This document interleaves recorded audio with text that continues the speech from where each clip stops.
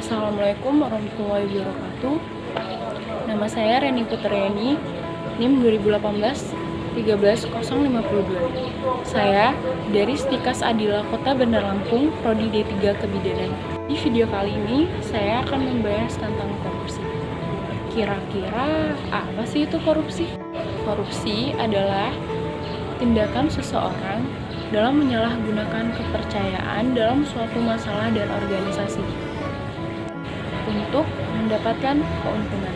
Ada berbagai macam faktor yang menyebabkan korupsi di Indonesia. Yang pertama yaitu faktor internal yang berasal dari diri kita, seperti sikap rakus, tamak, serta mementingkan kepentingan dirinya sendiri. Yang kedua yaitu faktor eksternal yang berasal dari luar diri kita, seperti faktor politik, faktor ekonomi, faktor sosial, dan faktor organisasi. Perlu diketahui bahwa korupsi di Indonesia sudah terjadi sebelum dan sesudah era kemerdekaan. Berbagai upaya telah dilakukan oleh pemerintah untuk memberantas korupsi, tapi hasilnya tetap nihil, bahkan meningkat. Pada masa kepresidenan Soeharto pada tahun 1967 sampai 1998. Pada tahun 2018, Indonesia berada di peringkat 89 dari 180 negara yang dinilai tingkat korupsinya. Ada berbagai undang-undang yang melarang seseorang melakukan korupsi. Salah satunya adalah Undang-Undang Nomor 20 Tahun 2001, Undang-Undang Nomor 20 Tahun 2001 juga disebut dengan Undang-Undang Tipikor. Undang-undang ini menegaskan bahwa korupsi tidak hanya merugikan keuangan negara, tetapi juga merugikan sosial dan ekonomi setiap masyarakat secara luas.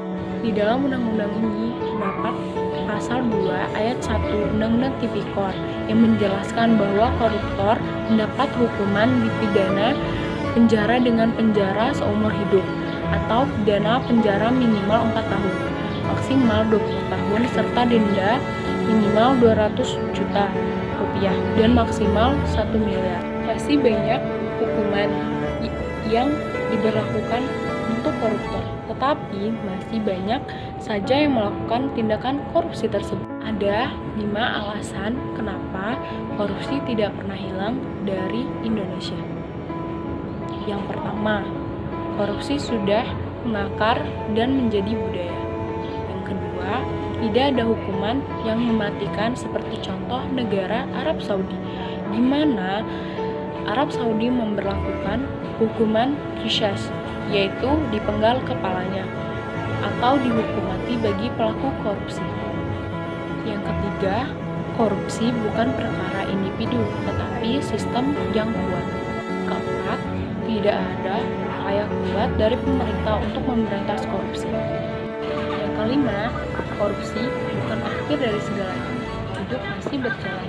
Ada berbagai hal-hal kecil yang merupakan perbuatan korupsi. Yang pertama, berawal dari korupsi waktu. Yang kedua, korupsi jumlah pengeluaran suatu acara. Yang ketiga, yaitu makan pada saat jam pelajaran, dan masih banyak lagi. Setelah dipikir-pikir, ternyata banyak ya perbuatan kita yang menurut kita kecil, tidak ada masalahnya, itu termasuk korupsi. Baiklah, sampai di sini. Oke kawan-kawan, mari kita bersama melawan korupsi. Kalau bukan kita, siapa lagi? Baiklah, sekian penjelasan dari saya. Lebih dan kurangnya saya mohon maaf. Wabillahi taufiq wal hidayah. Wassalamualaikum warahmatullahi wabarakatuh.